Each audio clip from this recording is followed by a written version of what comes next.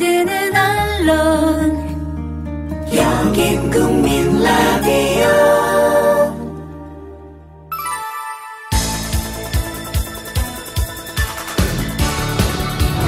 세상 억울한 이들과의 굳은 연대, 사람과 세상의 진실을 찾아가는 인권계의 수사반장, 고상만의 수사반장 시즌2. 참 그거 보면 내가 어리석었던 것 같아요. 뭐요? 그 교도소는 예. 내가 부인해봤자 소용없잖아요. 그렇죠. 이미 확정돼서 교도소로 넘어가는 징역살로 온 사람이 예. 그 교도관한테 네. 뭐 쓸데없는 말을 합니까? 쓸데없는 말을 하셨구나. 이제 물어보는 거예요. 그 사건 내용을. 그 사람이 물어보지 않았으면은 그냥 판결문대로 그냥 이렇게 인정을 했으면은 내가 그런 솔직히 말해서 쓸데없는 말을 안 했을 텐데. 예. 사건 내용을 물어보는 거예요. 예. 사실은 아니다. 난 억울하다. 아. 그리고 그런 걸 쭉 얘기를 했어요. 장황하게. 교도관한테. 지금처럼 교도관한테. 예. 그랬더니 교도관이 날 뭐라고 나누는 거면 영원히 개전불능. 그 A, B, C, D 이렇게 네 급수가 있는데 예. D급으로 처리한 거예요. 반성을 하지 않고 있다. 예. 야, 정말 충격적이었겠다. 나중에 예. 그거를 알고. 야. D급은 그셨구나. 점수가 얼마인가 하면은 1년에 따야 할 예. 아니 한 급수 올라가는데 480점이 필요한데 모범수가 되려면 못 돼요. 영원히 못 돼요. 모범수는. 그러니까 100m 달리기를 해서 모범수가 돼야 이제 모든 처우 조건이 좋아지잖아요. 그렇죠. 면회도 나갈 수 있고, 그렇죠. 가명도 받을 수 있고, 또 그 기후도 나갈 수 있고, 예. 뭐 근데 그걸 위해서는 그 안에서 이른바 교도소 내에서 생활을 잘 해서 이른바 점수를 인사고과를 받는 거나 마찬가지인데, 근데 아예 처음 출발서부터 아주 그냥 마이너스 빵점으로 시작을 한 거죠. 빵점보다도 더 아래예요. 그러니까 마이너스 아래. 점으로. 예. 야, 그게 이제 억울해서 하소연 한마디 했다가. 근데 그런 사람이 최하 분류심사에서 최하를 받은 사람이 예. 어떻게 나올 때는 말입니다. 예. 최고의 우량수. 그러니까요. 어? 20년이면 보통 20년은 살아야 하거든요. 무기수면은요. 최소. 예. 근데 난 15년 2개월 만에. 그러니까요. 이거는 징역을 어떻게 살았는가. 그거를 이야기하는 그걸 거죠. 얘기해 주는 거예요. 지금 방금 말씀하셨던 것처럼 그런 거죠. 이제 그 이야기를 하려고 했던 건데 결국 이제 대법원에서 최종적으로 무기징역을 확정 선고받고 그러면서 미래를 기약할 수 없는 무기수로 감옥을 갇히게 됐는데 그때 그 절망감 속에 처음에는 자살을 생각할 정도로 여러분 딱 3번 자해 행위까지. 아 실제로 그렇죠. 자살을 하는 시도까지 하셨던 거죠. 그렇죠. 그렇죠. 그런데 그걸 어떻게 극복하시게 된 거예요? 당시에 우리 한신대학교 선배분들이 총장. 네. 누구였죠? 김재준 박사. 아, 김재준 박사님. 예, 예. 그분이 면회를 오셨었다고. 예. 서울에서 거기까지 면회를 오셨어요. 광주교도소까지. 근데 그때 그분도 예. 그날 와서 나한테 얘기를 하더라고. 나 며칠 있으면은 카나다로 간다. 예. 어쩌면 이 땅에서 너를 또 못 볼런지도 모른다. 죽지 마라. 아, 김재준 목사님께. 예. 이우정 선생님하고 두 분이 왔어요. 여성운동을 오래 하셨고. 그렇죠. 예, 국회의원을 지내신. 예, 지금 예. 돌아가신 이우정. 예, 예. 그분이 이제 다 한신대 선배님이셨던 거죠. 그렇죠. 그렇죠. 예, 우리 목사님하고 그 부분들하고는 원래 교분이 있었던 사이였던 건가요? 학교 다닐 때 아, 선배들이었구나. 그분들이 그 교수님들이니까 아. 날 굉장히 사랑해 줬어요. 그러셨어요? 내가 이쁨을 많이 받았어요. 아니, 그런 분이 어떻게 이런 어처구니 없는 사건에 연루돼서 이런 지독한 고통의 한가운데에 있었는지 정말, 예, 이런 일은 그냥 어떤 이상한 사람이 겪는 거라고 사람들은 흔히 생각하는데 바로 이런 일이 있는 거예요. 네. 그분이요. 지금 뭐 다 우리 고반장님도 예. 뭐 김재준 목사님 잘 예, 아시고 예. 이우정 선생님도 잘 아시고 잘 알죠. 그러니까 뭐 제가 그분들에 대해서는 설명은 안 드립니다. 아니, 저를 말고 청취자분들을 위해서 설명을 하시는 지금 거죠. 설명을 하셨으니까. 예, 예. 하여간 그런 대단한 분하고 이렇게 원래 교분이 있으셨다는 얘기도 들었는데 그분들이 교도소로 이제 확정 판결 받고 오니까 제가 그때 당시에 말씀드렸던 게 이우정 선생님 같은 경우가 그런 말씀을 하셨다고 해서 저한테 말씀을 해주신 게 기억이 나는데 원서봐, 너 죽고 싶지, 자살하고 싶지. 그런데 자살하지 마라. 네가 자살을 내가 하면. 이제 정리해서 말씀드릴게요. 김재준 목사님은요. 네. 나를 좋아하실 이유가 있어요. 왜요? 내가 김재준 목사님 좀 힘들고 위험할 때 예. 옆에서 좀 이렇게 받쳐드렸어요. 아. 넘어지시려고 하면은 예. 넘어지지 않게 어. 이렇게 좀 받쳐드린 적이 있어요. 그러셨구나. 예. 그게 뭐냐. 네. 69년도에 삼선개헌 반대운동이 있었죠. 네. 장준하 선생님도 함께 했었죠. 예. 장준하가 바로 내 선배예요. 아, 그렇죠. 예. 한신대 출신이시죠. 예. 예.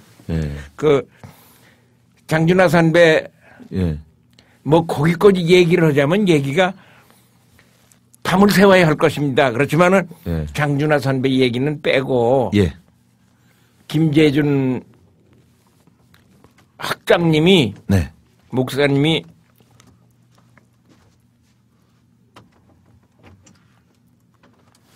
거기 오셔서 예.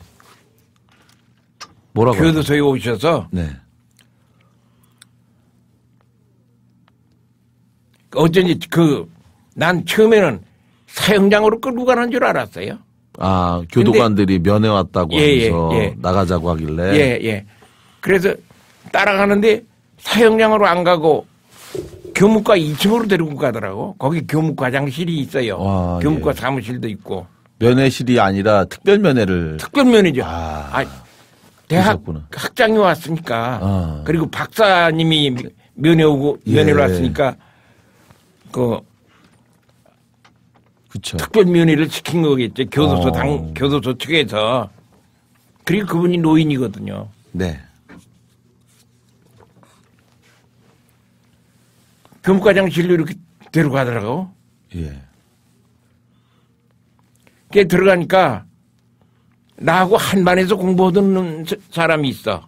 네. 그 사람도 목사였었는데 윤기석 목사라고. 예. 기석이. 광주 참빛교회 목사였어요. 그 사람이 또 하얀 한복, 미결조 한복이죠. 예. 그걸 입고 같이 나오셨고. 이게 아주 얌전하게 나보다 먼저 와 있더라고, 거기에. 예. 그래서 들어가니까 앉았다가 일어서시면서 우리 김재준 박사가 예. 원섭이 죽지 마라. 아. 첫마디가 어떻게 내가 죽으려고 하는 걸 어떻게 알고 계시냐 그 말이에요. 예. 상상해서 그런 말씀을 하셨다면은 그분은 천재고요. 네. 그러나 난 그렇게 형이상학적으로 생각하지는 않습니다. 교도소 직원들이 거기서 내가 자살을 하면은요. 교도소 안에서 자살을 하고 큰 사건이 나면은 자기네들도 뭐 이렇게 조금 그럼요. 처벌을 받습니다. 그런 게 있어요. 곤란한 점이 있어요. 그럼요. 그러니까 특별위원회를 시킨 이유가 네. 죽지 않게 좀 타일러 주십시오. 아마 교도소에서 당국에서 보안과나 뭐 그런 데서 부탁을 했을 겁니다. 그러니까 알죠. 그러니까 그런 상태에서 그 말씀이 이제 크게 도움이 됐는데 네. 이후에 이제 살아남기 위해서 그 김재준 목사님의 말씀을 듣고 이제 예. 죽지 않고 살아서 나가겠다 이렇게 하셔서 예, 이제 했는데 또 있어요. 또 있죠. 잠깐만요. 그래서 이제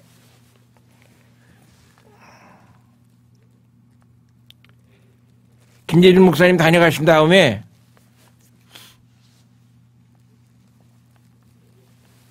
죽으려는 생각이 싹 달아났어요. 예. 지금 고반장님 말씀대로 달아났어. 예. 그리고 나니까 모든 것이 새로워. 인제는 살아야겠다. 뭐 나하고 제일 가까운 스승님의 말씀이고. 예, 예. 아, 다행이죠. 네. 인제는 살아야겠다. 그리고 나니까 네. 희망만 생기는 게 아니라 일감까지 생겨요. 그러니까 그때 당시에 이후에 그 선택하신 사연 참 눈물겨운데 그 사연이 또 한편에 또 영화예요. 마치 많은 분들 보셨던 영화 친절한 금자씨. 네. 그거하고 전혀 다르지 않은 그런 건데 정말 모범수로 아까 말씀하신 것처럼 처음에 이제 교도관이 묻는 말에 정말 순박하게 네. 근데 정말 억울하다라고 이제 하소연을 했다가 네. 그만 그게 이제 최악의 D등급을 받아서 그렇죠. 출발했는데 네. 이것을 이제 다시 세우기 위해서 정말 친절한 금자씨에서 영화를 보면은 왜 아픈 재소자를 위해서 밥을 타다 가서 입에다 넣어주기도 하고 남들이 싫어하는 모든 걸 다 하셨는데 그래서 이제 교도소 안에서 사람들에게 친절한 원섭 씨 뭐 이러한 이야기식으로 이야기를 들었다는데 굉장히 많이 열심히 봉사활동을 많이 하셨다고 네, 들었습니다. 그런 건 아니고요. 예. 그런 거 교도소에서 아니에요? 문맹자들을 가르쳤어요. 그러니까 그게 뭐 친절한 예. 원섭 씨 아닌가? 예. 그 이제 문맹자들을 가르쳤죠. 예, 문맹자들을 가르쳤어요. 이 처음엔 문맹자들을 가르치다가 나중엔 고시반으로 나탔어요. 예. 고시반까지 끌고 왔어요. 신역을 오래 살다 보니까 그렇게 되더군요.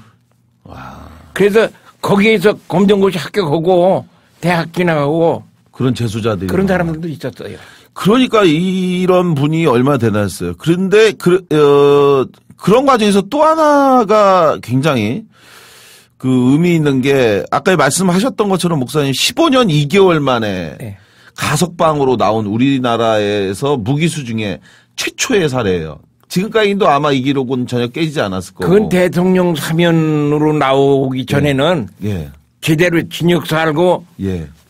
그 출소 형식으로 복역하던 사람이 15년 2개월 만에 나왔다는 건 아마 나보다 더 빨리 나온 사람은 없을 것 같은데 내가 제일 없습니다. 빨리 나온 것 같아요. 지금도 마찬가지인데 네. 지금 말씀하셨던 것처럼 재소자들 그 문맹인 재소자분들을 대상으로 이제 공부를 시켜서 그들이 이른바 사회에 적응할 수 있도록 한 그게 이제 가장 중요한 거죠. 그렇죠. 이거 많이 가르친 게 중요한 게 아니라 네. 그 사람들이 그 안에서 손해 생활을 잘 할 수 있도록 하고 또 사회에 나와서 재범을 하지 않도록 하는 그런 교화 측면에서 그렇게 큰 도움을 준 거죠. 우리 목사님. 공부 열심히 하는 애들이 그렇게 이제 나는 걔들을 애들이라고 그러거든요. 예. 제자니까. 소년순이고 또 소년순이 젊은 사람들이고. 많았구나. 예.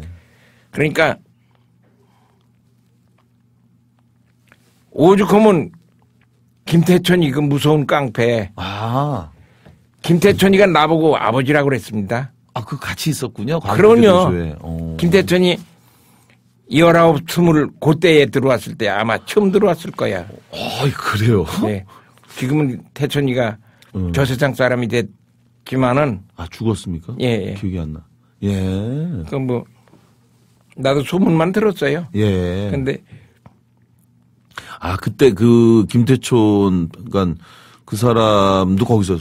그런데 지금 말씀하신 것처럼 바로 그러한 문맹 재소자들을 공부시킨 것도 있었지만 우리 목사님께서 무기수 중에서 가장 빨리 나올 수 있었던 데 있어서 큰 공을 세운 것이 또 하나가 바로 광주교도소에서 목사님께서 결성했다는 브라스 밴드. 예. 그게 있었다고 하는데 예, 이건 뭔가요? 브라스 밴드. 그 직원들이 그렇게 좋아하대요. 우리가 그 음악을 하면요. 브라스 밴드가 이제 뭐죠? 정확히 얘기하면 이제 우리가 흔히 얘기하는 밴드부 그건가요? 예, 밴드부예요. 밴드부. 예, 밴드부. 뭐 이제 예. 뭐 큰 북 뭐 이런 예. 뭐 트럼펫 뭐 이런 거를 해서 하는 좀 고상하게 말하면요. 고적대. 아니 고적대는 좀 아, 그래요? 관악기만 가지고 하고 그렇지만은 예. 이건 그 뭐 목관악기 무슨 예. 관현악 제대로 네네. 한두 개씩은 갖췄어요. 아, 그때 당시에. 예. 그 소장님이 참 고마워요. 내가 사달라는 대로 사줘요. 아, 무슨 악기가 소장님이 필요합니다. 당시에? 무슨 악기가 필요합니다 하면은 예. 그리고 옷도 아주 그 뭐 해군 군악대 대원들이 입는 것 같이 그런 것도 이렇게 맞춰주시고. 아, 그분 참 훌륭한 분이네요. 예, 우리가 흔히 예. 교도소장은 좀 나쁜 걸로 영화에서만 맨날 봐갖고. 아 여기 저 그런데, 청주 여자 교도소 하모니 예. 그 영화 나온 거 있었죠. 아시죠? 예. 그 영화 봤죠. 바로 내 얘기가 예. 그 하모니의 모티브입니다. 아유, 우리 목사님이 거기는 영화의 네. 원천수군요. 뭐 영화의 예. 원천수. 아, 맞아. 그렇게. 청주 저도 여자 보면서 그 생각이 교도소는요. 들었는데. 그 남문희 씨가 했던 그 역. 예. 아. 그 남은이 역을 내가 한 겁니다. 그렇죠. 당시 이걸 위해서 우리 목사님께서도 사실은 이제 목사님이 군대에 있을 때 군악대에 좀 있었다고. 예. 그래서 그 군악대에 있으면서 배웠던 그 실력과 네. 그리고 이후에 이 브라스 밴드를 결성하기 위해서 악기를 다 공부를 본인이 먼저 하셔갖고. 그렇죠. 내가 모르고는 못 가르치니까. 그러니까. 맨 먼저 그 스케일이라고 하는 게 있어요. 악기마다 예. 그 낮은 음에서부터 높은 네네. 음까지 뭘 눌러야 무슨 음이 나오는 거 그걸 내가 먼저 배워야 모르는 사람들을 가르치죠. 그래 얼마나 그러니까 대단한. 난 그걸 근데 음악에는 내가 재주가 좀 있는가 봐요. 예. 신학대학을 했으니까. 대단한 거죠. 이거 예. 뭐 쉬운 건 아니죠. 저는 그리고- 기타 한번 배우고 싶은데 기타를 못 배우고 있는데. 그래요? 네. 합창단이라고 예. 그때의 어느 해인가 예. 각 직장마다 네. 새마을 합창단을 조직해라. 이런 공문이 내려왔어요. 유신 시대였겠네요. 새마을 그렇죠. 합창단이. 그렇죠. 네. 그 합창단을 따로 만들 게 없지 않느냐. 내 말은. 네. 우리 교회 다니는 사람들로 모아서 합창단을 만들자. 그 교회 다니는 사람들은 음악은 그래도 좀 해본 사람 아니에요. 찬송가를 부르니까. 네. 그래가지고 소장이 승인해서 우리 그 합창단 그 제수자만 한 방에다가 모아줬어요. 그래 합창단 방 그런 방이 있었어요. 사방이라고 하는 것은 사동의 방이라는 뜻이에요. 교도소에서 별걸 다 하셨어요. 예, 그거 내가 만들었어요. 그러니까 이거 완전히 크리스찬만 한 방에 있는 거예요. 그러니까 싸우지도 않고. 그 교도소장님 성함이 어떻게 됩니까? 그거 참 대단한 분이니까 이름이라도 한번 남겨주시죠. 기억나시나요, 이름이? 기억 지금 안 나세요? 아주 오래됐는데 내가 평소에는 기억을 했었는데 지금 갑자기 물어보니까 생각이 정말 대단하신 분 뭐 같아요. 아무나 이렇게 얘기를 하자면은 소장님이 여러 분 계셨죠. 아니 그러니까 그 소장님이 다 그렇게 계속 도와주신 거구나. 한 분이 아니라. 그렇죠. 아니, 내가 변하니까요. 아니 어떻게 교도소장님이 다 사실은 다 좀 안 좋아 보이는데 그 좋습니까? 안 좋을 이유가 없어요. 그런 분들은요. 죄진 놈들이 뭐야 이럴 것 같은데. 아니에요. 안 그렇습니까? 그런 사람 그것은 재수자가 헉에 달렸어요. 우리가 그들을 원수로 보면은 그들도 우리를 귀찮은 존재로 여기고 네. 억압하고 그러죠. 네. 우리가 왜 그분들을 미워하고 싫어할 이유가 없습니다. 그분들은 우리를 보호해주는 사람들이에요. 모범수다운 말씀이신 거야. 그럴까요? 역시 모범수다운. 그런데 이렇게 해서 이제 만들었던 브라스 밴드에 대해서 또 합창단. 그 합창단하고. 그런데 사실은 이걸 결성한 것 때문만이 아니라 이 광주교도소의 브라스 밴드가 큰 역할을 하면서 이게 이제 결정적으로 목사님에 대해서 이분 이 무기수로서 굉장히 그 큰 공을 많이 세웠다라고 한 건데 바로 이 말씀드렸던 게 뭐냐면 1980년 80년에 우리나라 현대사에서 아주 비극적인 사건이 있었잖아요. 이른바 광주민중항쟁. 피로 진압을 했었는데 당시에 이 피로 진압을 했던 광주에서 그걸 피로 진압하고 전두환이가 권력을 찬탈한 후 그리고 나서 민심 수습 차원에서 광주를 그 당시 직할시로 승격을 했잖아요. 그렇죠. 근데 이제 광주를 직할시로 승격하면서 당시 부산하고 대구 뭐 이런 데를 같이 승격하는데 사실은 그때 당시에 광주는 인구수도 좀 작고 뭐 해갖고 대상이 안 되는데도 불구하고 이제 민심 수습 차원에서 광주를 포함을 시켰고 그래서 이걸 통해서 광주가 시에서 직할시로 광역시로 지금의 이제 광역시가 된 건데 이렇게 이제 승격이 되면서 이거를 축하하기 위해서 그러기 위해서 이제 뭔가 축제와 환호의 분위기를 만들어야 되는데 그러려면 거기서 뭐 밴드 이 브라스 밴드가 이제 막 뿜빠 하면서 이렇게 막 다니고 뭐 이런 거 축하를 해야 되는데 당시 분위기는 굉장히 험악했을 거 아니에요. 전두환 정권에 의해서 정말로 한 집 건너 한 명이 목숨을 잃고 피해를 당하고 감옥을 가고 그리고 누군가가 죽어간 그 참담한 현장을 봤는데 바로 그 과정에서 그 밴드로 이 브라스 밴드나 이런 사람들이 가갖고 아무도 못하고 있던 그때에 우리 목사님께서 큰 역할을 하셨다는 얘기를 들었어요. 뭘 하신 거죠, 그 당시에? 예. 그 뭐, 사실은 그 밴드뿐만 아니라. 네. 광주에서 제일 큰 교회가 중앙교회라고. 예. 그게 10몇 층인가? 그 건물이 그렇게 커요. 그래요? 예, 광주에서 제일 커요. 오, 어마어마하네요. 그 교회 목사가 예. 그 당시에 목사가 정규호 목사라고 예. 우리 선배죠. 예. 몇 년 선배예요. 그런 분이었었는데 그분이 우리 밴드부하고 합창단을 초청을 했어요. 그 교회로? 네. 그래서 원래 근데 가려면은 협연, 거기도 성가대가 있으니까. 중앙교회도. 예. 성가대가 큰, 몇백 명 되죠. 그렇겠죠. 예. 성가대가, 훌륭한 성가대가 있으니까 그런 사람들하고 뭘 같이 하려면 처음에 몇 번 리허설이 있어야 할 거 아니에요. 그렇죠. 연습을 해야 하는데 우리가 어떻게 거기가 연습을 합니까? 교도소에서 나와서. 그렇죠. 나와서 그들하고 같이 해야 하는데 리허설 없이 곡만 알아요. 뭘 한다, 무슨 곡을 한다. 그것만 알아요. 그런데 리허설을 그러면 저는 그분들이 그래서 교도소로 와서 연습했다 이런 줄 알았더니 그게 아니라 그 협연을 하기로 했는데 연습할 수 있는 상황이 못 되니까 그냥 바로 가서 처음에 그렇죠. 그냥 간 거예요. 그냥 간 거예요. 근데 그게 잘 됐군요. 바로 그거예요. 대단한 실력이구나. 바로 그거예요. 이거죠. 지금도 나 사실 악보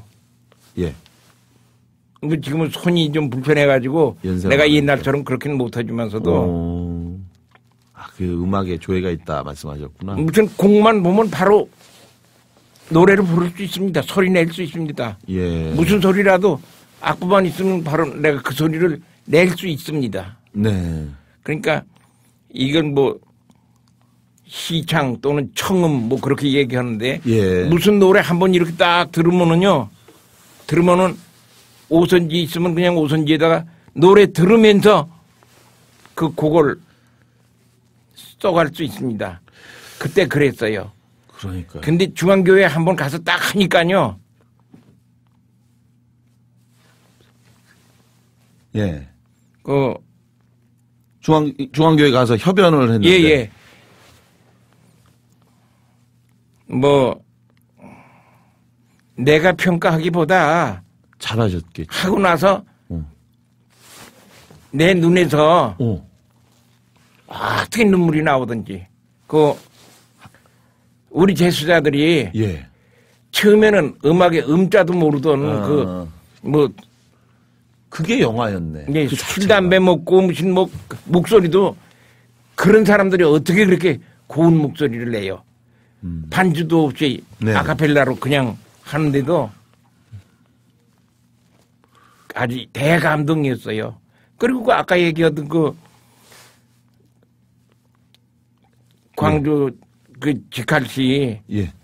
그 승격 때 그때도 그게 이제 소문이 나서 그것만은 아니에요. 그러니까 중앙교회에서 이제 한 게 이렇게 네네. 소문이 쭉 나고 해서 결국은 나중에 가석방으로 연결이 됐다. 아니 그러니까 아까 말씀하셨던 것처럼 광주에서 그 직할시 승격 축하 시민대 이런 그 행사를 하는데 근데 그 상황에서 여기저기 뭐 군악대가 올 수도 있고 경찰청도 있고 뭐 여기 내가 그 전에 그런 얘기 한번 한 적이 있어요. 근데 그것은요.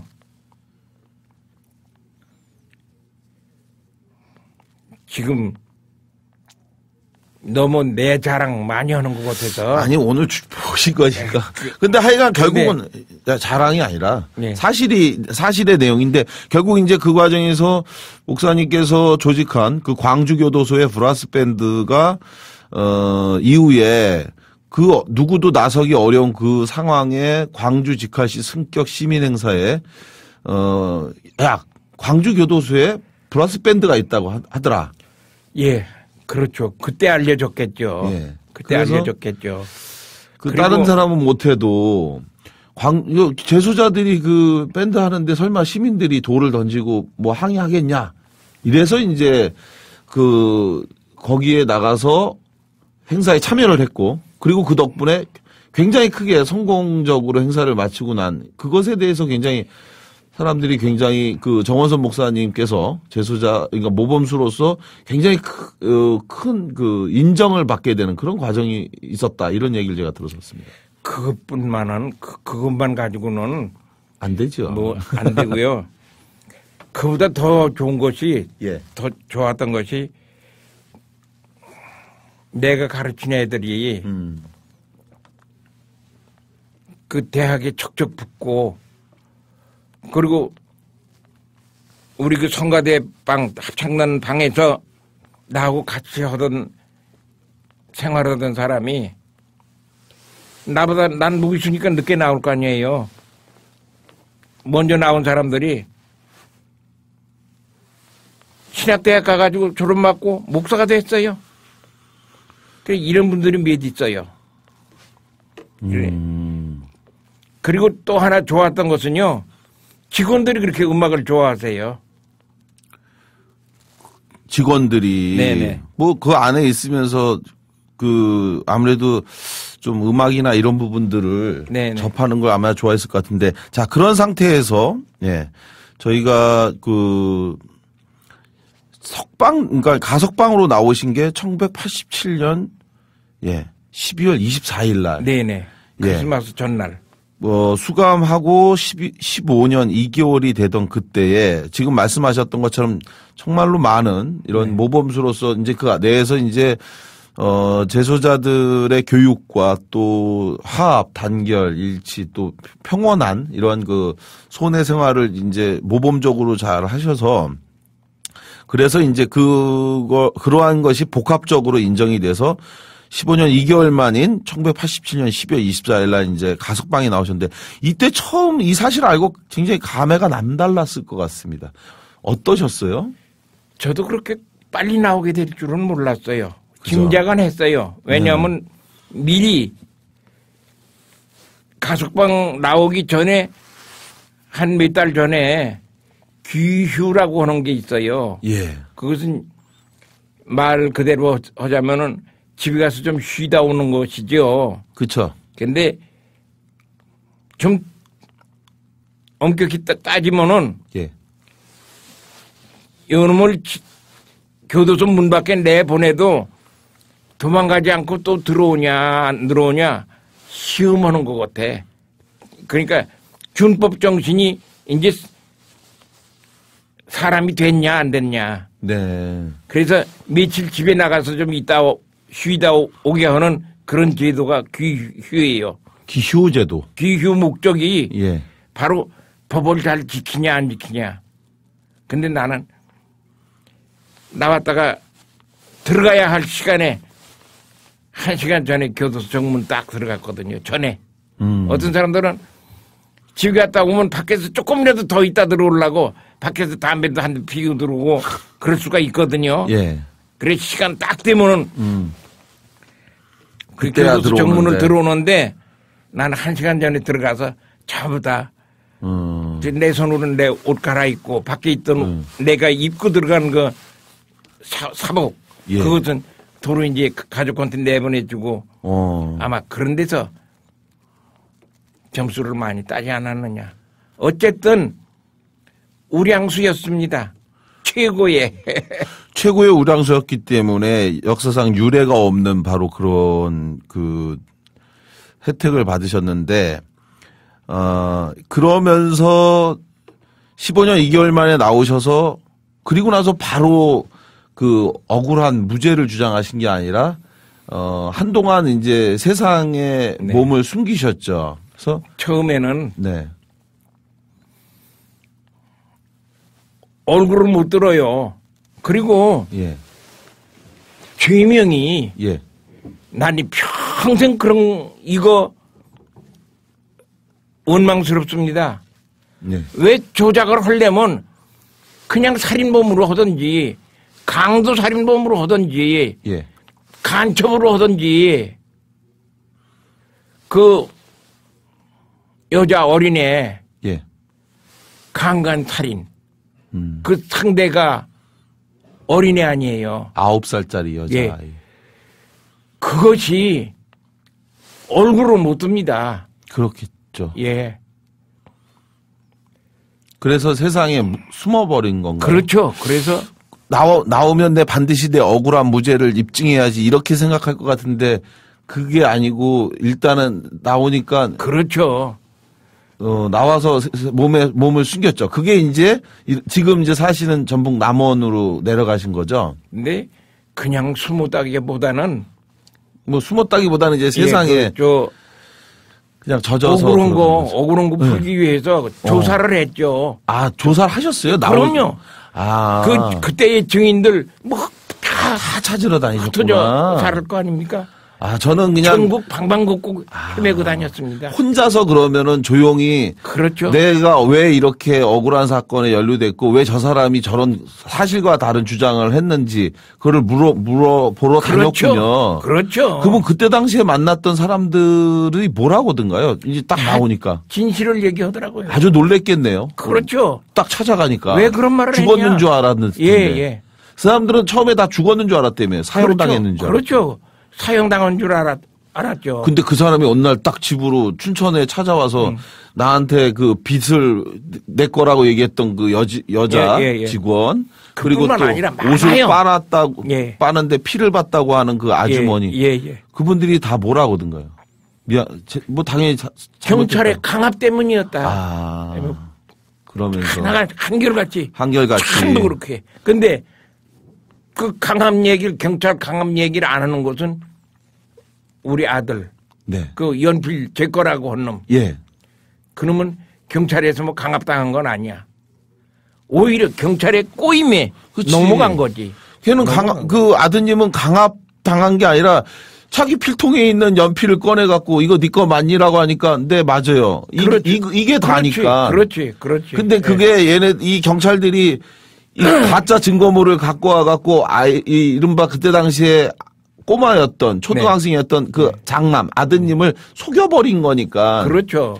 그런데 결과적으로는 이것이 아버지를 정말 사지로 몰아넣은 결과가 됐으니 그 아드님은 얼마나 괴롭고 했고 지금도 얼마나 미안하겠어요. 네. 아버지한테. 네. 더군다나 아버지가 진범인데 그걸 솔직히 얘기한 것도 아마 개인적으로는 인륜적으로는 따지면 괴로운 일인데 더군다나 억울하게 범인으로 만들어. 야, 이건 정말 국가가 정말 잘못한 건데. 그렇게 해서 이제 조사를 하시다가 마침내 이 사건과 관련해서 나는 억울하다라고 공식적으로 주장하고 세상으로 나온 것은 87년도에 이제 가석방하고 나오시고 난 후에 당시에 동아일보 기자를 찾아가서 처음 이야기를 하신 거죠. 그게 99년도였나요? 아마 그 무렵 될 것 같은데 99년도에. 그동안에 지나온 얘기를 하자면 그 전에 예. 한번 재심을 청구했던 적이 있습니다. 아, 그래요? 예. 아, 그 처음에? 99년도에. 99년도에. 예, 그랬죠. 재심을 청구했는데 재심을 청구하기 전에가 그 변호사가 바로, 네. 변호사가 잘못했어요. 왜냐면 재심 청구는 네. 원심 법원 예, 예. 처음 판결은 그 법원으로 가야 되는 건데. 재심을 청구를 해야 하는 건데 서울 고등법원에다 해버렸어요. 항소심 법원에다. 왜냐. 춘천까지 다니기가 교통비 많이 들고 시간 많이 들고 그러니까 그 사람이 그러더라고 나중에. 그런 말도 안 되는 또. 내가 변호사 생활하면서 일생에 한 번 내가 실수한 게 이거라고 그런 얘기를 하더라고요. 마음속으로 에이 안 될 텐데 뭘 괜히 이런 걸 하냐 이런 생각이 있었으니까 그런 거겠죠. 사실은 그랬을 것 그건 같은데. 말도 안 되는 얘기예요. 그러니까 왜냐하면 우리 목사님 이전에 일반 형사 사건이 재심이 개시된 적이 없었기 때문에 아마 어차피 되지도 않는데 예. 의뢰인이 찾아와서 해달라고 하니까 이래도 안 되고 저래도 안 될 텐데 뭘 괜히 헛심 쓰냐 뭐 이런 식이었지 않을까 이렇게 그러지 않고선 그런 황당무계한 일을 어떻게 했겠어요. 그런데 2차례의 재조사와 6차례의 재판 끝에 마침내 이 사건 놀랍게도 2011년도에 예, 알려진 것처럼 예, 재심의 무죄가 확정이 됐죠. 네. 그리고 말씀하신 것처럼 2001년도 10월에 서울 고법에다가 우리 목사님께서 처음 재심을 청구했을 때 증인들이 진술을 번복한 내용을 믿기 힘들다. 이런 이유로 재심 청구를 기각시켰던 적이 있었던 거죠. 네, 맞아요. 그러니까 이때 당시에 이 동아일보 기자들을 99년도에 찾아가서 내가 억울하다. 그리고 그동안에 이제 우리 목사님께서 87년도에 석방되고 나와갖고 혼자 조사했던 그 진실들, 즉 가혹행위로 인해서 그 여자 당시 만화가게 직원이었던 사람과 그리고 그 빨래를 해줬던 사람 등을 찾아가 그들이 다 강압에 의한 경찰 강압에 의한 허위 자백이었다는 것을 다 제보하니까 이게 이제 대서특필됩니다 당시에. 그렇죠, 뭐 그렇죠. 동아일보 기자들도 큰 상을 받았고. 몇 달 동안 아마 그거 계속 취재를 했을 거예요. 동아일보에서. 저도 당시에 그 기사를 굉장히 관심 있게 읽었기 때문에 그래서 이후에 2003년도에 제가 쓴 책에 형사사건의 재심이 얼마나 어려운가라고 하면서 제가 썼던 그래서 저하고 목사님하고 인연이 되게 된 게 바로 그건데 맞습니다. 예, 인연이 된 게 그 책에다가 이제 쓴 건데 뭐냐면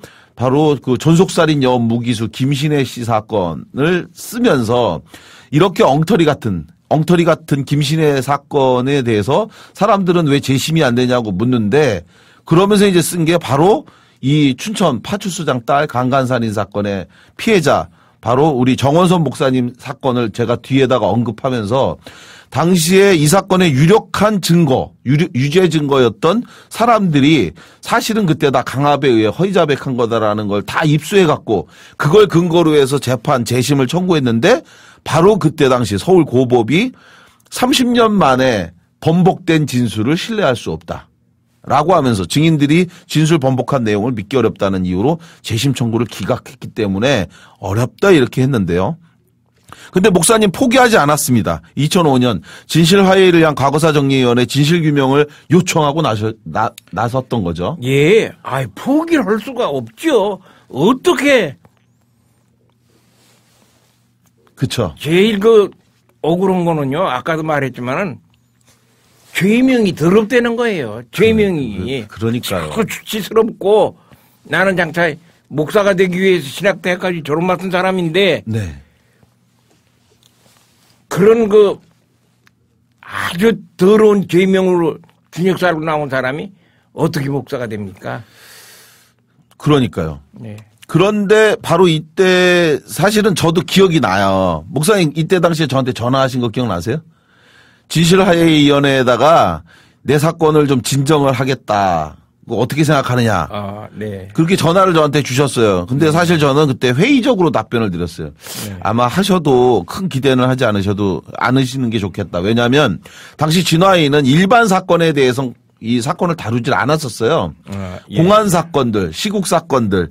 그러니까 예를 들어 김대중 내란음모라든지 강기훈 유서 대필 사건이라든지 이런 네네. 사건들을 중심적으로 했지 일반적인 형사 사건은 사실은 우리 정 목사님 같은 사건들이 너무 많기 때문에 그걸 하나하나 다 어떻게 하겠느냐. 그래서 사실 저는 기대를 안 했는데 근데 놀랍게도 이 사건이 진정되고 개시 결정이 난 것에 대해서 전 사실 굉장히 속으로 깜짝 놀랐는데 얼마 전에 오늘 우리 목사님하고 저하고 이 인터뷰하기 전에 사실은 당시 진실화해위원회 2위원장을 지내셨던 안병욱 교수님을 제가 만났었어요. 네네. 그래서 안병욱 교수님 당시에 진화위 2위원장이셨던 이분에게 우리 목사님 이야기를 좀 했습니다. 네네. 그래서 목사님 사건이 처음에 이렇게 해서 진정한다고 해서 저는 회의적이라고 생각했는데 놀랍게도 이거를 진화위가 조사를 개시하고 이후에 이것에 대해서 재심 권고까지 내려줌으로써 이 건이 이제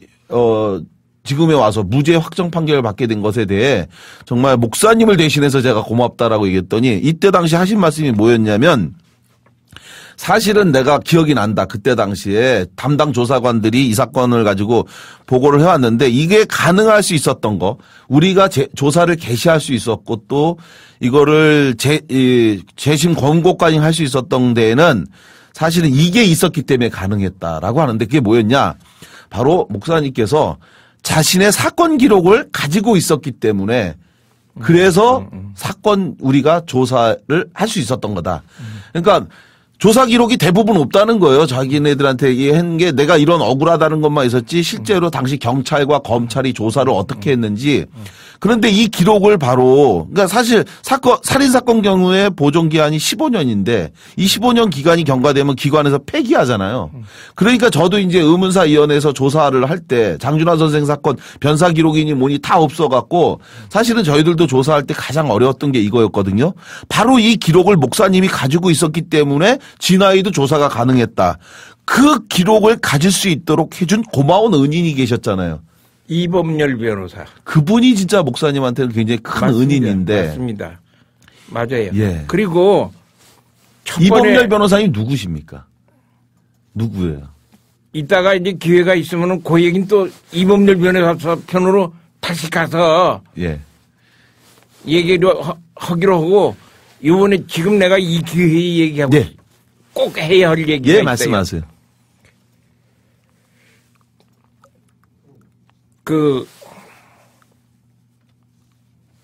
조금 전에 말씀하실 적에 고 반장님이 뭐 이런 얘기를 했어요. 예. 시국 사건이나 공안 사건 그런 거에 대해서 억울함을 풀어주기 위해서 그거 중심으로 밝히기 위해서 그 진실화해위원회가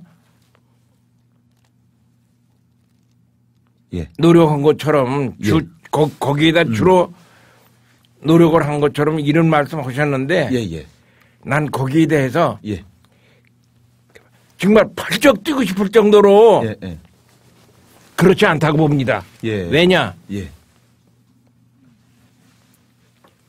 진짜 억울한 사람은 예. 그리고 그 수사기관에서 예. 가져 놀기 좋은 사람은 그런 그 시국 사건 대학생이나 무슨 뭐 간첩이나 이런 그쵸. 그런 사람이 아니라 예. 못 배우고 무식한 그쵸. 일반 형사 사건 그쵸. 거기에 억울한 사람이 더 많습니다. 압도적으로 많죠. 그거 인정하십니까? 그럼 당연한 말씀이고. 그러면 참 고맙고요. 아니, 그건 당연한 말씀이고, 근데 그렇게 해서 이제 조사가 됐어야 되는데, 진실화해위원회도 사실은, 그렇게 하고 싶었는데, 기록이 없어서, 그래서 하지 못했는데, 우리 목사님께서 그 기록을 갖고 있어서, 그래서 가능할 수 있었다. 이런 얘기인 거죠. 기록에 대해서. 그걸 부정했던 게 아니고요. 네네. 오해하셨구나. 아니에요. 예. 기록을 갖고 방송이니까 앞으로 또 다른 노무현 대통령 같은 분이 나와서 예. 진실 조사를 한다면은 네네. 그런 거 간첩이나 그런 걸 많이 했으니까 시국 사건 뭐 공안 사건 그런 건 많이 했으니까 좀 일반 형사 사건에서도 억울한 사람이 있으면 신고해라. 그래서 말씀 조사를 했으면은 네. 일반 형사 사건에도 국가가 스스로 찾아서 좀 했으면은. 근데 이제 그 기록이 없애잖아요. 검사로서는 국가로서는 기록 빨리 없애려고 하죠. 그러니까 지금 말씀하신 내용처럼 예. 사실 이 방송을 듣는 분들이 꼭 기억하셔야 될 거. 내가 정말 억울하다라고 하면 사실 저도 이제 의문사위원회에서 조사관으로 일하면서 네. 얻었던 결론이기도 한데 네. 반드시 기록을 갖고 계셔야 됩니다. 그러니까 군에서 자식을 잃은 그 억울한 군 사망사고 유족들도 마찬가지고 자기 사건도 마찬가지인데 기록을 갖고 계시고 최대한 많은 기록을 갖고 계시면 그것이 지금 당장은 어렵더라도 먼 훗날 시간이 지나더라도 반드시 진실이 밝혀질 수 있다. 이건 이제 존속살인 연무기수인 김신혜 씨 사건에서도 사실은 그 당시의 수사 기록을 저희가 15년이 지나도록 갖고 있었기 때문에 또 김신혜 씨 사건도 재심의 기회가 열렸던 거죠. 자, 그런 상태에서 지금 말씀을 좀 더 들어가 보면 이범열 변호사님이 당시에 항소심 72년도 3년도 그러니까 73년도에 네. 항소심 사건 때 바로 그때 당시에 변호인으로 맡아줬던 국선 변호인이었죠, 또 당시에. 아니에요. 사선이었어요. 그 얘기를 내가 예. 꼭 하고 싶습니다. 예, 말씀하세요. 그분이 항소심만 한 게 아니라 항소심에서 기각되니까 예. 대법원까지 맡아주셨어요. 그건 정말 은인인 대법원까지 참, 예. 근데 그분이 그리고 돈을 들이고 한 게 아니라며요. 아니죠. 그러니까 무료로 사실상 우리 목사님한테 무료로 그렇게 해주신 거 아니에요? 그 점에 대해서 내가 꼭 얘기를 하고 싶은 게 있습니다. 네. 내가 이제 항소가 돼가지고 춘천지방법원에서 춘천구치소에서 서울구치소로다가 이감이 오지 않았습니까? 네. 그런데 이감 와서 며칠 안 됐는데 이거 중요합니다. 이감 와서 며칠 안 됐는데 변호사 접견요. 날 간방에서 따서 이제 변호사 접견실로 데려가는 거예요. 직원이. 예. 우리 집에서는 1심에서도 변호사를 안 샀어요. 1심에서도 국선이었어요. 아, 그래요? 네. 그럼 단 한 번도 사선 변호사를 선임한 적이 없으신 거구나. 바로 이분이에요. 이범열 변호사. 그가 이범열 변호사 그분이 아니었으면 정말. 예. 그런데 변호사 접견실에 가서 다 나 이렇게 뭐 이렇게 확인을 꼭 확인하고 물어볼 거 물어보시고 이제 그냥 일어나 가시는 거예요. 아, 예. 그래서 내가 아니 나는 변호사님이 누군지도 모릅니다. 변호사님 이름도 모릅니다. 나 이범열 변호사예요. 그런데 변호사님이 어떻게 여기로 오셨습니까? 예. 우리 집에서는 이런 거 변호사 1심에서도 살 줄 몰랐습니다. 근데 어떻게 오셨습니까? 내가 물어봤어요. 예. 그랬더니 이 얘기가 이게 의미 있는 얘기입니다. 그 1심 재판장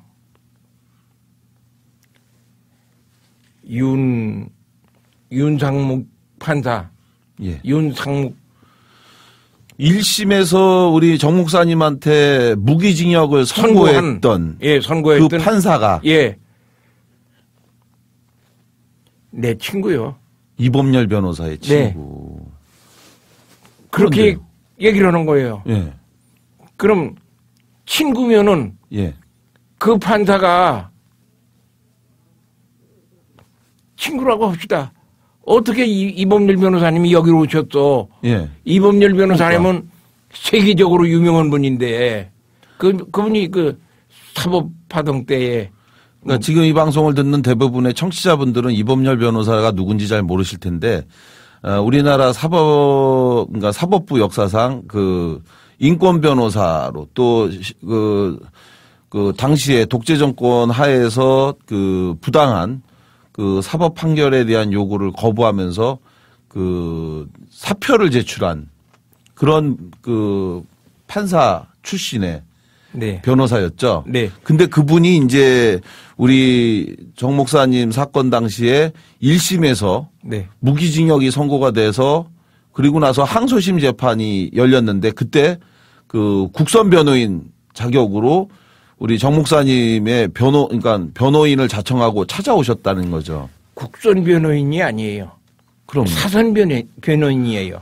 근데 우리가 돈은 안 줬지만은 그분이 자기 돈으로 세금 내고 네. 그런 거구나. 자기 돈으로 세금 내고 야 국선으로 임명된 것도 아니고 변호인 하나 하려면은 그 변론 하나 하려면 아마 한 건당 몇만 원씩 그 세금 내는 게 있다고 그래요. 인지대라고 그래요, 그걸. 우리 집에서는 그것도 낼 줄은 몰랐어요. 이범열 변호사가 자기 돈으로 내고 했어요. 그러니까 정리하면 이런 거죠. 1심에서 참 웃긴 아이러니인데 1심에서 죄가 있다고 생각해서 판사가 무기징역을 선고해놓고 그래놓고는 정작 자기가 내린 그 무기징역을 선고한 이 정 목사님이 억울하다라고 또 생각해서 자기 친구였던 이범열 변호사에게 네가 좀 저 사람 변론을 좀 도와줘라. 바로 그거예요. 그래서 이범열 변호사가 찾아와서 예, 돈도 안 받고 바로 그거예요. 예. 예. 그러니까 당시 판사가 자기가 정작 유죄라고 해서 무기징역을 선고해놓고 그 죄책감에 자기 친구에게 오히려 그 사람 변론을 부탁한 이런 아이러니한 이야기인 거군요. 내가 여러 사람에게 이런 얘기를 했어요. 예. 했더니 어떤 사람들은 이렇게 말하더라고요. 예. 이범열 변호사가 부장판사였지 않냐. 예. 그러다가 사법파동의 도의적인 책임을 느끼고 이제 판사 사퇴를 했는데 예. 사직을 했는데 친구들이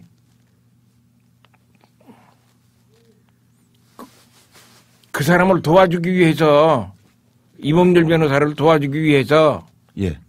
그런 짓 한 것 아니냐 이런 말도 내가 많이 들었어요. 그러나 이건 뭐 책임질 수 있는 증명이 있는 얘기는 증거가 있는 얘기는 아니에요. 그러나 무시할 수 없는 얘기이긴 해요. 그렇다면은 그 판사가 1심 판사 윤상묵 판사가 법과 양심대로 네. 추상 같은 판결을 했어야 하는데 예. 아무리 그 시대적 상황이 그렇다 하더라도. 시대적 상황이 무수하다 하더라도 자기가 못하고 그 방기했다고 하는 거, 그저 서류를 들었다 놨다는 거, 이 정도는 지금 사람들에게 예. 비난받아 마땅하다고 생각합니다.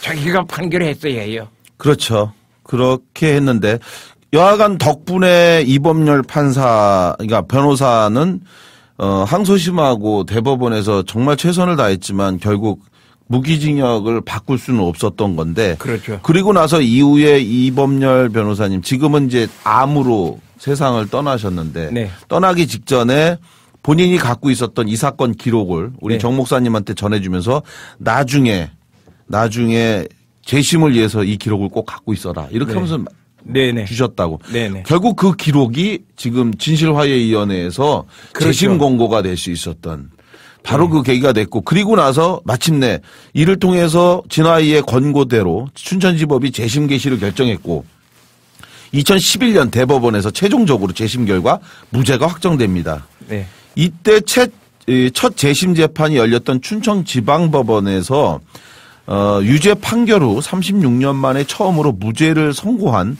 당시 합의부 재판부 자기 반성이 담긴 선고문을 읽어서 굉장히 큰 화제가 됐는데 네. 당시에 그 판결문 내용을 인용해 보면 이렇습니다.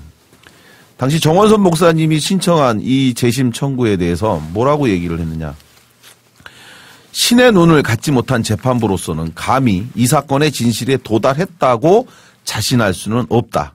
다만 한 가지 분명한 것은 대한민국의 헌법과 법률이 규정한 적법 절차의 원칙에 따르자면 검사가 제출한 증거들은 증거로 사용될 수 없거나 믿을 수 없는 것이어서 그것들만으로 피고인의 유죄를 인정할 수 없다. 이 사건 수사 과정에서 자신이 마땅히 누려야 할 최소한의 권리와 적법 절차를 보장받지 못한 채 고통을 겪었던 피고인이 마지막 희망으로 기대었던 법원마저 적법 절차에 대한 진지한 성찰과 고민이 부족했고 그 결과 피고인의 호소를 충분히 경청할 수 없었다는 점에 대해서는 어떠한 변명의 여지도 없다. 예. 이렇게 하면서 사과문을 사실상 한 건데 이때 판결 들으실 때 감정 남달랐을 것 같습니다. 아, 그렇죠. 그렇죠. 이제 판사가 판사같이 보이고요. 예. 법원이 법원답더라고요. 그 판결 그렇죠. 읽으실 때 그분이 정성태 부장판사였었거든요. 합의부. 그런데 정말 지금 읽어주신 네. 그 판결문 아니에요? 예. 정말 명문장이에요. 명문장이에요. 예. 가슴을 울리는 네, 명문장인데 네, 네. 저도 그런데 우리 목사님이야 정말 얼마나 오매불망 정말 했던 거겠어요. 그런데 이보다 더 비열한 권력의 행포가 또 있었죠. 우리 있었죠. 목사님께서 정말 그때 억울하게 사건의 범인으로 조작되는 과정에서 가혹한 권력의 행포. 바로 무죄 판결을 받고 남은 사람들은 당연히 이 가혹행위에 의한 허위 자백을 하도록 만들었던 국가 공권력의 잘못 또 수감됐던 15년 2개월간의 억울한 옥살이에 대한 국가 배상 판결이 나와야 된다라고 보는데 그런데 결국 목사님도 신청을 했어요. 그래서 1심에서 26억 원 상당의 국가 배상 판결이 나왔는데 그런데 놀랍게도 지금 이 26억 원 상당의 국가 배상 판결이 빵원이 됐어요. 단 한 푼도 국가로부터 줄 수 없다. 받질 못했어요. 네. 이유가 뭐였죠? 한마디로 말해서 예. 미친 짓이에요. 있을 수 없는 일이죠. 예. 두 번, 그러니까 처음에 살인범으로 처벌할 때 그때 한 번 죽이고요. 이번에 또 죽이는 거예요. 그러니까요. 2차 가해예요, 이거는. 72년도에 바로 가해했다면 정말 2012년, 13년에 있었던 이 판결은 문제인데 바로 뭐냐면 무죄 확정이나 형사보상을 받은 날로부터 6개월 이내에 국가배상 소송을 진행해야 되는데 그렇게 했는데 그 이전에 사실 이게 3년으로 돼 있었던 건데 이걸 박근혜 정부가 들어서면서 이 과거사에 대한 잘못으로 인해서 배상해야 될 게 너무 많이 발생하니까 이거를 갑자기 6개월 이내로 바꿔버렸어요. 예. 그렇게 바꿔버렸는데 더군다나 우리 정 목사님이 더 억울한 건 뭐냐면 이 6개월로 바꾼 것도 문제지만 실제로 최종적으로 형사보상금을 받고 그리고 나서 이걸 국가배상을 청구할 때는 형사보상금으로 받은 최종 액수를 적어서 서류를 제출하도록 되어 있는데 당시 국가가 돈이 없다고 하면서 이거를 3차례 나눠서 4차례. 4차례였습니까? 4차례 나눠서 줬는데 그렇게 마지막으로 받은 날이 바로 6개월 10일 되는 날이었던 거죠. 네. 그래서 당연히 마지막으로 받은 다음 날 이걸 최종액을 써서 내니까 바로 그 소송을 낸 시점이 열흘을 초과했다. 예. 기한으로부터. 그러니까 이거는 국가가 잘못한 건데 국가의 잘못으로 국가가 돈이 없다가는 터무니없는 말로 자기네들이 10일을 늦게 줘서 결국은 10일이 지나서 내게 만들어 놓고 결국은 소송을 10일 늦게 냈다고 하는 이유를 들어 이 소송에 1심에서 26억 원을 인정했던 이거를 2심에서 빵원으로 인정을 안 해버린 거죠. 한 푼도 줄 수 없다는 거죠. 그래서 한 푼도 못 받은 거 아니에요. 예. 정말 불의한 권력의 행포가 아닐 수 없고 듣고 있는 저도 화가 나는데 목사님 입장에서는 정말 이거는 목사님 언젠가 한번 말씀하셨어요. 이거는 내 피값이라는 이야기를 하시면서 격분하셨던 그 기억이 납니다. 그렇죠. 우리 가족 전부에 예. 어린애들 그 아빠 없이 얼마나 고생했겠어요. 그렇죠. 그것에 대한 피값인데. 그렇죠. 피해 대가예요. 피해 대가도 아니고 최소한도의 대가죠. 정말 네. 이건 있을 수 그렇죠. 없는데. 정말 그런데 저는 정말 목사님이 이런 2차례 억울한 일을 겪고도 정말 이렇게 또 저 만나면 웃으시는 거 보면 때때로 저는 불가사의한 느낌이 들 정도입니다. 저 같으면 정말 한이 쌓여서 피를 토하고 죽을 것 같아요. 남자가 좀 무게가 있어야죠. 저는 남자가 아닙니다. 저는 너무 이건 말이 안 되는 일이잖아요. 어떻게 참으세요? 진짜로. 그 참는 거 교도소에서 배웠어요. 아이고. 광주 교도소에서 우리 그 스승님 다녀가신 후로 예. 못 참을 걸 참는 것이 진짜 참는 것이다. 못 참을 건 없다. 이런 말씀까지 하셨어요. 김재준 총장님께서. 네네. 정말 훌륭한 분이에요. 정말 오늘 우리 정원선 목사님 말씀을 이 2시간 남짓 되는 시간에 이게 또 짧은 시간은 아닌데 정말 다 담아내기가 어려운 건데 사실은 나눠야 될 이야기가 더 많고 굉장히 많은데 많이 줄였습니다. 그리고 아마 목사님께서도 하시고 싶은 말씀이 굉장히 많을 텐데 아쉬운 게 많습니다. 저도 시간적으로 안타까운 게 해서 끝으로 오늘 방송 듣는 분들에게 우리 목사님 하시고 싶은 말씀이 있으실 것 같은데 말씀 좀 들려주세요. 예, 감사합니다. 아까 조금 얘기할 적에 예. 맨 처음에 재심 청구했다가 네네. 그 뭐 2001년도에 예. 기각됐다고 하는 얘기 하지 않았습니까? 예. 거기에서 아주 소득이 없었던 건 아닙니다. 네. 어떤 정말 귀중한 소득이 있었습니다. 예. 이범들 변호사님이 저에게 주셔서 제가 보관하고 있다가 제출한 그 사건 서류 말입니다. 예. 그건 변호사님이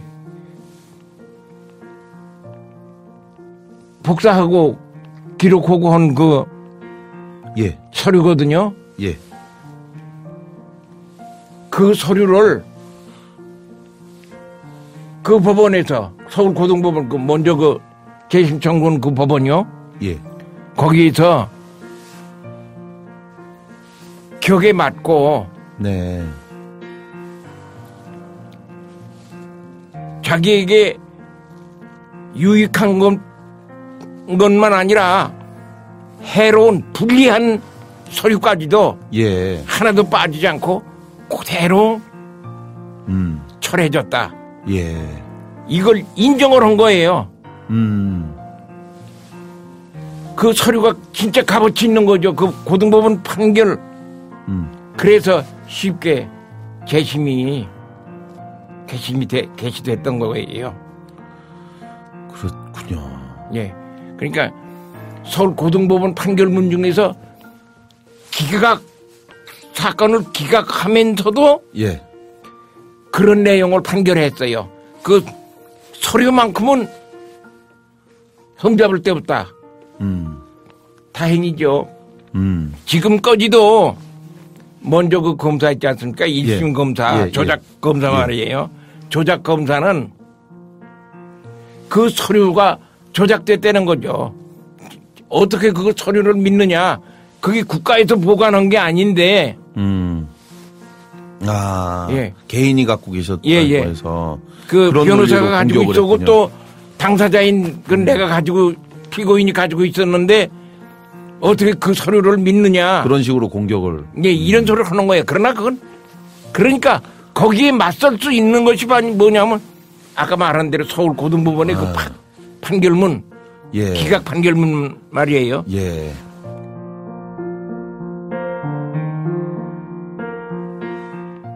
그걸 내밀면 꼼짝 못하잖아요. 참 긍정적으로 생각하시는. 네, 네. 정말 우리 목사님 제가 정말 오늘 많은 걸 또 말씀 중에서 이제 배웠는데 다음 기회에 또 저희 한번 자리를 다시 한번 만들어서 또 한번 뵙는 그런 자리를 통해서 오늘 다시 못한 말씀이 이제 더 들었으면 좋겠고요. 고맙습니다. 지금까지 우리 정원선 목사님이셨고요. 예. 목사님 정말 고맙습니다. 예, 감사합니다. 예.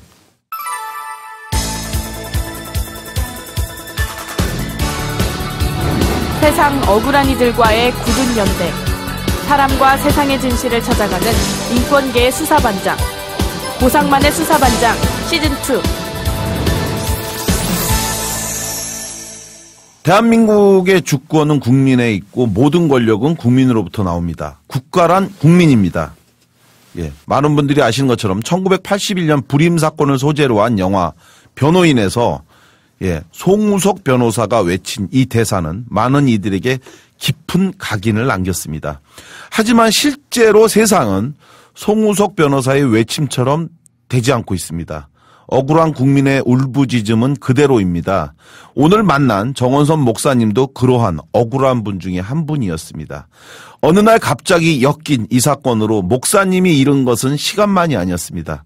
세상을 경악시킨 살인자로 모든 신문에 실명과 나이, 주소까지 공개되었던 당시 정원선 목사님, 그리고 이러한 아들의 충격적인 사건, 비극적인 사건, 억울함을 누구보다 더 잘 알고 있었던 그 아버님 충격으로 사건 발생 몇 달 후 돌아가시는 비극까지도 겪게 됐습니다.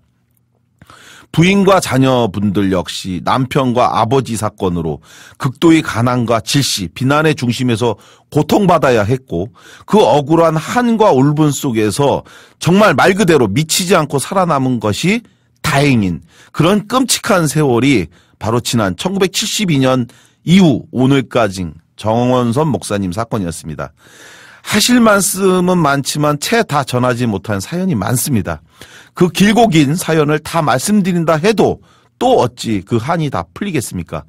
국가가 잘못한 책임을 끝내 회피하고 10일 경과를 이유로 단 한 푼의 국가배상도 거부하고 있는 현 박근혜 정부, 국민의 한 사람으로서 강력하게 항의하는 바입니다. 목사님의 말씀처럼 그것은 단순히 돈이 아닙니다.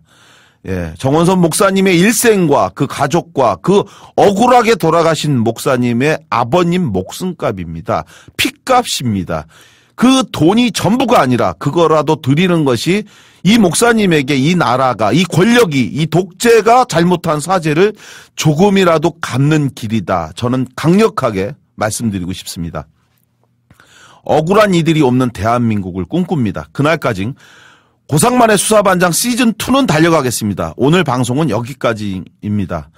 행복한 크리스마스가 되시기를 기원하고요. 이 방송이 나가는 날이 바로 12월 24일 크리스마스인데 우리 목사님이 1987년도 12월 24일 날 본인이 가석방으로 나왔던 그날을 기념해서 꼭 방송으로 내보내달라고 했는데 마침 그 날짜가 우연히 맞아서 이것이 우리 목사님에게 올해 크리스마스 선물 자그맣게 되기를 기대하고요. 지금까지 진행 고상만이었고 PD 임대웅이었습니다. 고맙습니다.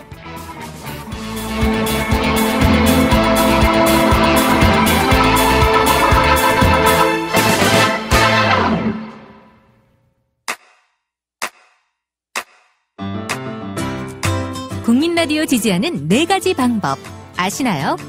다운로드하기, 별점 주기, 댓글 달기, 구독하기.